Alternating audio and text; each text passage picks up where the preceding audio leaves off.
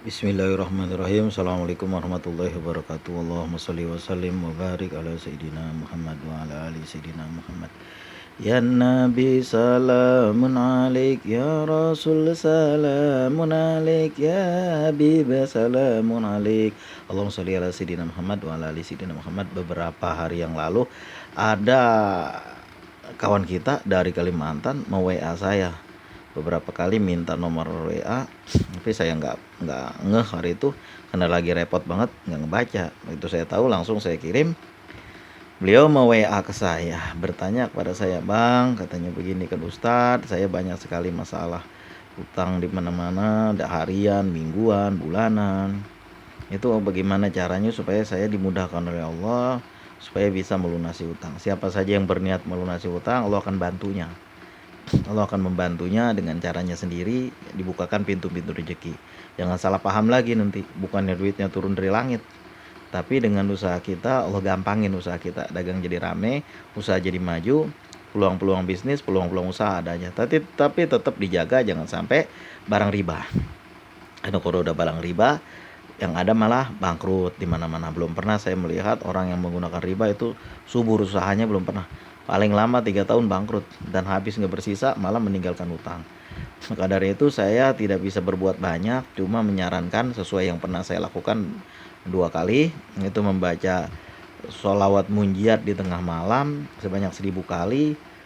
Setelah sholat hajat 4 rakaat minimal 40 hari, lakukan itu. Dan habis sholat maghrib selalu membaca surat Al-Waqiah, mudah-mudahan Allah membukakan pintu rezeki. Karena dari beberapa kisah, dari beberapa cerita, dari beberapa laporan kepada saya, banyak sekali orang yang mengatakan bahwa usahanya jadi bangkrut gara-gara riba. Maka dari itu makanan kita dijaga, jangan sampai urusan dengan yang namanya riba, apapun bentuknya lah.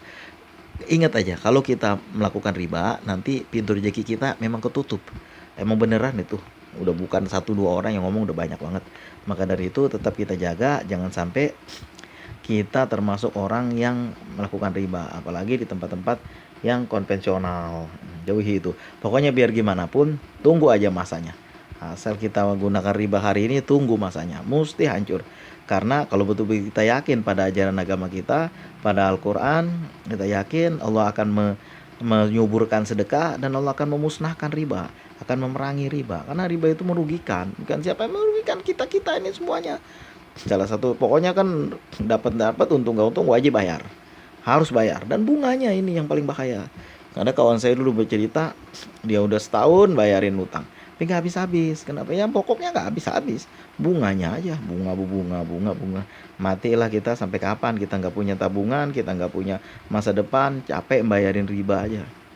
Itulah makanya sampai seperti itu. Mudah-mudahan kita semua terjauh dari riba. Saya bilang amalkan ini dengan tabah lakukan itu, karena itu saya kasih 40 hari jangkanya waktu lama. Mudah-mudahan pada saat itu Allah udah, karena begini, ini masih ada riba kelihatannya, masih digunakan. Jadi susah. Pokoknya ingat aja, harus berhenti dulu dari riba. Amalan apapun yang kita buat, doa apapun yang kita panjatkan, yang bagaimanapun mintanya sama siapapun, kalau kita masih melakukan riba, susah doa itu diijabah, susah. Itu mungkin 40 hari itu masih belum lama itu. Karena banyak sekali yang harus dibersihkan dulu sama kita. Nanti kalau saat 40 hari belum terijabah, tambah lagi jumlahnya 40 hari lagi. Karena memang kenapa lama banget ya? Karena banyak sekali barang-barang yang haram belum tubuh kita. Bagaimana kita mau berdoa dia ijabah oleh Allah? Orang kita aja makan barang yang haram, kita memakai baju pakaian dari sumber yang haram, kita lahir bahkan dari barang-barang yang haram. Ya susah untuk maju, untuk kedepannya susah. Ya mungkin kata orang secara ekonomis begini begitu, ya terserah lu buatin aja. Kenapa makin banyak orang yang hancur gara-gara riba? Itu aja jawabannya. Enggak semuanya bisa diselesaikan dengan teori ekonomi, enggak semuanya. Justru banyak banget teori ekonomi yang menjadi hancur, menjadi rusak gara-gara teori ekonomi. Maka dari itu ya saya bukan mencela teori ekonomi, karena teori ekonomi yang banyak kan kita pakai kan teori ekonomi riba. Udah dihitung nanti begini, nanti begitu, bunganya sekian, ya atas namanya bunga. Coba aja jalanin, kalau nggak percaya. Namanya bunga nggak akan ada yang bertahan lama. Pasti kita akan terjolimi, pasti kita akan bangkrut gara-gara itu. Maka dari itu sebelum memanjatkan doa apapun, amalan apapun, riadoh apapun, bersihkan diri kita dari riba. Jauhkan dulu. Karena dalam tubuh kita masih banyak riba, barang-barang seperti itu, jadi susah. Barakallahu fikum, mudah-mudahan bisa berbagi cerita ini, berbagi pengalaman ini atas WA dari kawan yang meminta solusi dari masalahnya. Saya bilang nomor satu, sebelum mengamalkan amalan apapun, jauhkan diri dari riba. Karena yang udah lalu-lalu juga masih dihitung itu, harus dibersihkan dulu. Makanya kita apa namanya, berpuasa, mendekatkan diri kepada Allah, mudah-mudahan itu dibersihin dulu.